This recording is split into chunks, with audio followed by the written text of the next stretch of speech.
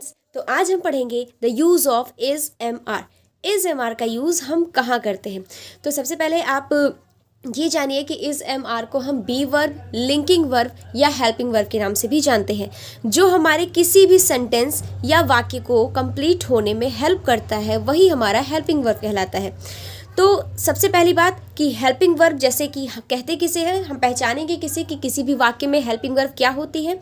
जो हमारे सेंटेंस को कंप्लीट करने में हेल्प करे वही हमारी हेल्पिंग वर्ब होती है। जैसे मैंने कोई भी स्टेटमेंट बोला, वह एक लड़का है, वह भूखी है, वह एक किताब है, तो मेरे सेंटेंस के लास्ट में जो मैंने ये है या हो या हु का यूज़ किया है, यही हमारा हेल्पिंग वर्ब होता है। और इसी के लिए हम इज़, एम या तो आर का यूज़ करते हैं। ये तीन हेल्पिंग वर्ब हमारे पास होती हैं किसी भी सेंटेंस को ट्रांसलेट करने के लिए। जिस सेंटेंस के लास्ट में है, हो, हूँ जैसे शब्द आते हैं, हम यहाँ उस सेंटेंस की बात कर रहे हैं। तो सबसे पहले आपको ये जानना चाहिए कि use of is am are में कोई भी वर्ब आपको नहीं मिलेगी। वर्ब आपको ओनली टेंस में या मॉडल वर्ब्स में मिल सकती है।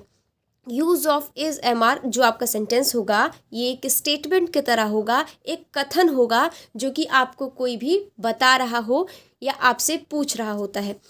आपको यहाँ ये ध्यान देना है कि इस सेंटेंस में वर्ब नहीं आती है। तो use of is am are की एक पहचान ये भी होती है कि आपके सेंटेंस में वर्ब का यूज़ नहीं होता है। वर्ब मतलब क्रिया, क्रिया का अर्थ है जो कार्य हो रहा हो, जो कार्य कर रहा हो।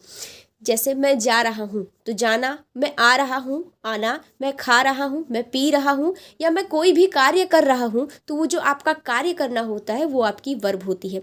और verb use of is am are में नहीं होती है, वो ओनली टेंसेज में होती है, जहाँ पर आपको is am are plus verb plus उसके साथ आई एन जी भी मिलती है। तो चलिए सीखते हैं the use of is am are. Only helping verb, यहाँ मैंने लिखा है ओनली हेल्पिंग वर्ब, है, हो, हूँ, और आपकी जो भी सेंटेंस होते हैं वो स्टेटमेंट में होते हैं। तो आपके सेंटेंसेस यहाँ स्टेटमेंट में होते हैं।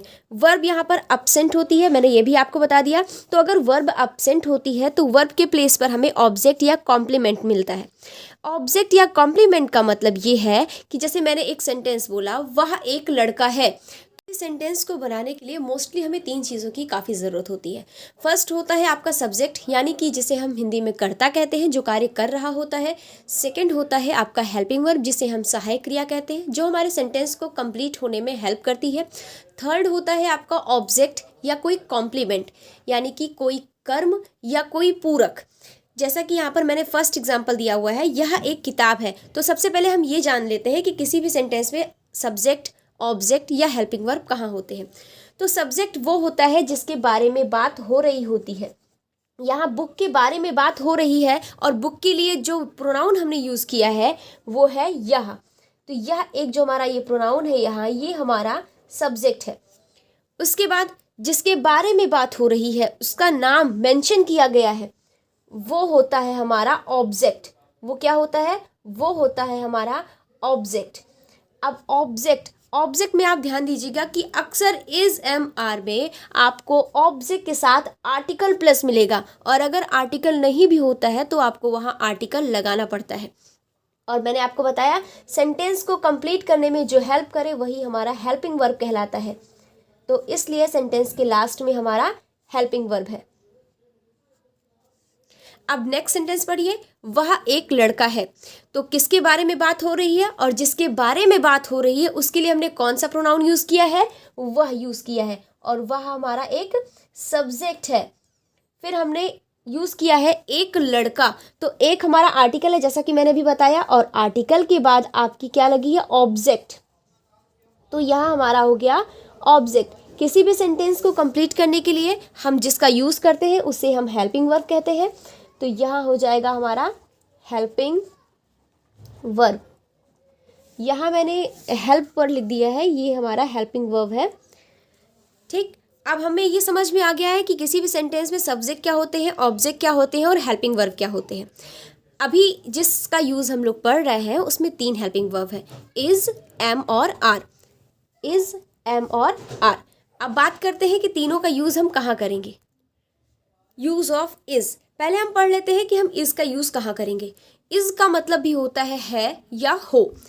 तो जितने भी हमारे सिंगुलर सब्जेक्ट्स होते हैं, आपने चैप्टर नाउन पढ़ा होगा, पार्ट्स ऑफ स्पीच का फर्स्ट चैप्टर नाउन होता है, उसमें आपको पता होगा कि जितने भी हमारे सिंगुलर सब्जेक्ट होते हैं, सिंगुलर का मतलब होता है एक वचन, सिंगुलर का मतलब होता है एक वचन।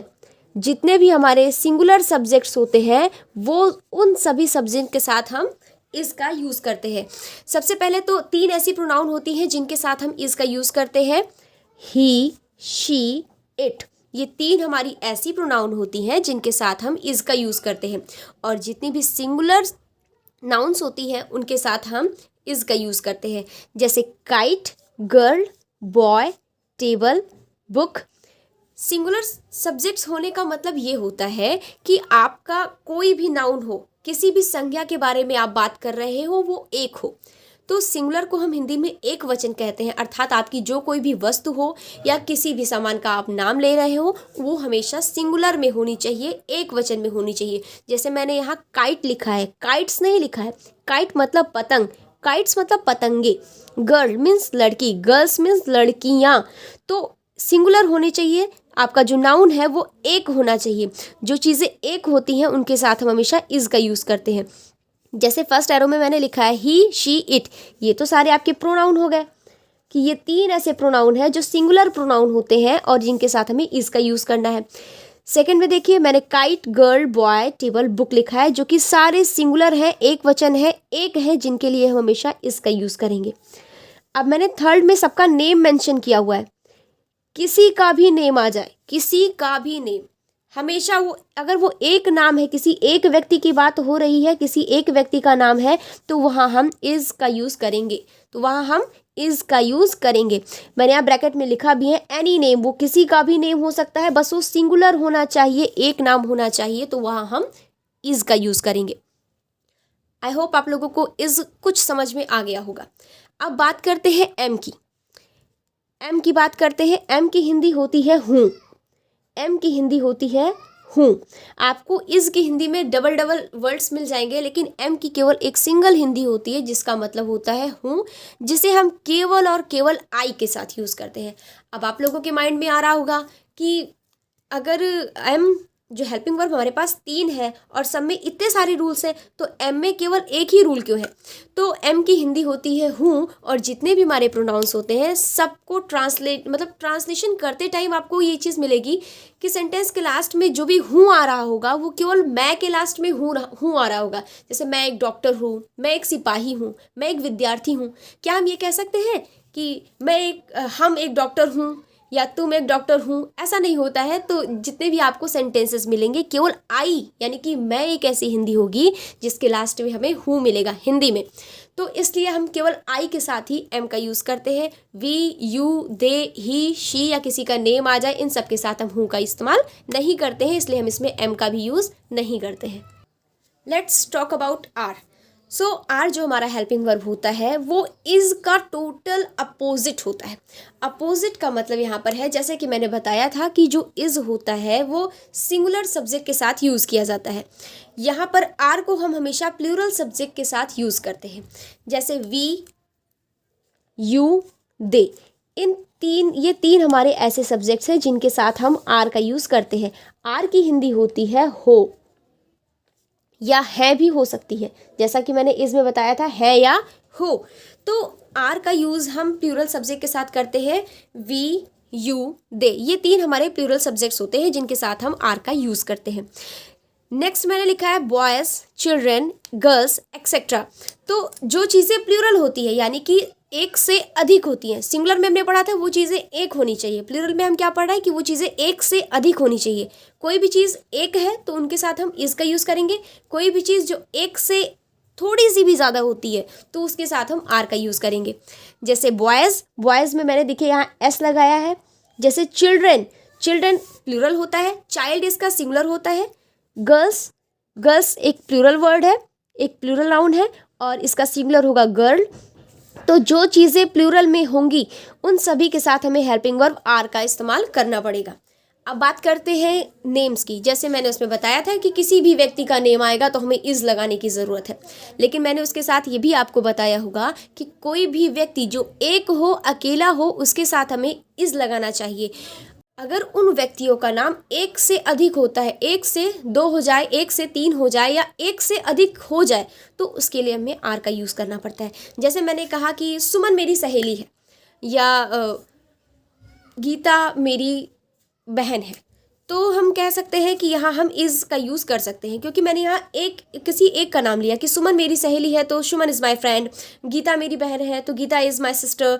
मैंने किसी एक व्यक्ति का नाम लिया है। लेकिन अगर मैं ये कहूँ कि गीता और ज्योति मेरी बहनें हैं, तो यहाँ पर मैंने दो नेम मेंशन किए हैं, और दो नेम मेंशन करने के लिए जो मैंने बताया था आपको कि एक से अगर ज़्यादा हो जाता है तो वहाँ हम उसे प्लूरल कहते हैं, और प्लूरल के साथ हमेशा हमें आर का यूज़ करना पड़ता है। यहाँ पर ध्यान से देखिए, मैंने दो नाम मेंशन किए, रिया एंड पूजा, दीक्षा एंड शिखा। तो ये सारे जो नेम होते हैं जो एक से अधिक अगर आ गए तो उनके साथ भी हमें आर का यूज़ करना है। अब हम नीचे देखते हैं फिल इन द ब्लैंक्स। अभी तक हमने इज का यूज़ सीखा, एम और आर का यूज़। अब हम इसे फिल करने की कोशिश करते हैं कि किसमें कौन सी हेल्पिंग वर्ब फिल होगी। चलिए देखते हैं। Fill in the blanks. The first sentence is I dash are doctor.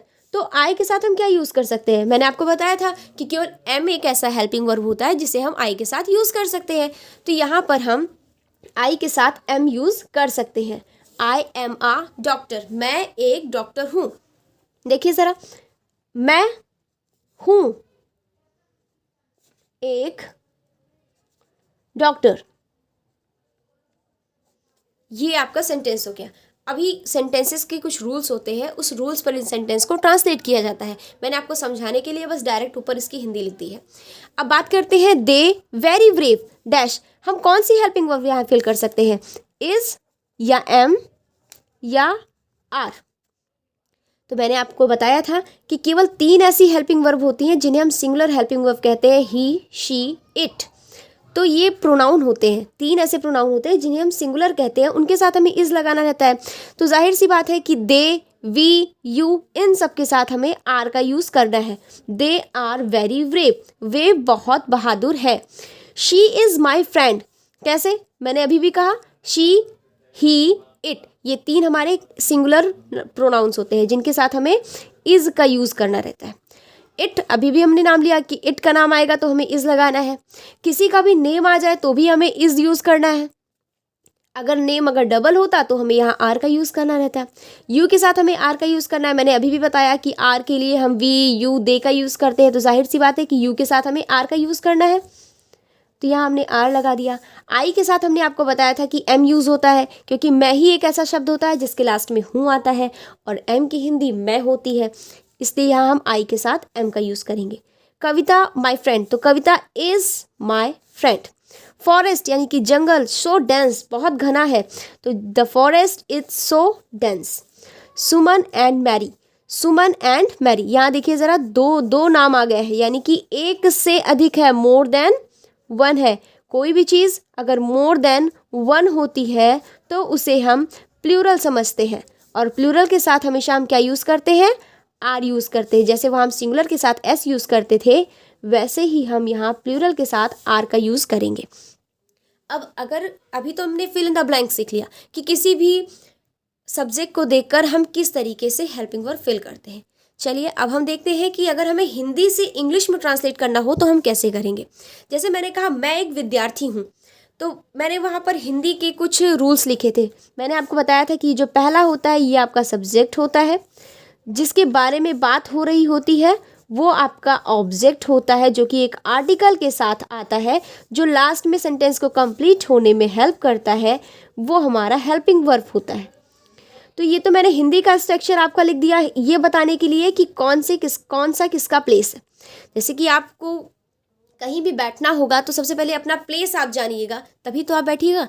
तो उसी के अकॉर्डिंग इस हिंदी को ट्रांसलेट करने के लिए ये आपका एक रूल होता है, इस रूल पर आपको इस हिंदी को रखना है।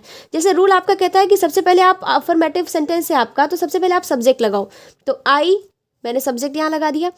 फिर रूल आपका कहता है कि आप हेल्पिंग वर्ब लगाइए, या आपके पास 3 हेल्पिंग वर्ब है, तीनों में से कोई एक आप मेंशन कर सकते हैं। आप 3 हेल्पिंग वर्ब में से हमेशा याद रखिएगा केवल आपको एक ही हेल्पिंग वर्ब लगाना है, आप गलती से भी 2 हेल्पिंग वर्ब मत लगा दीजिएगा। तो हेल्पिंग वर्ब मैंने एम का यूज़ किया है। अब बचा क्या हमारे पास, आ स्टूडेंट, एक विद्यार्थी, आ स्टूडेंट।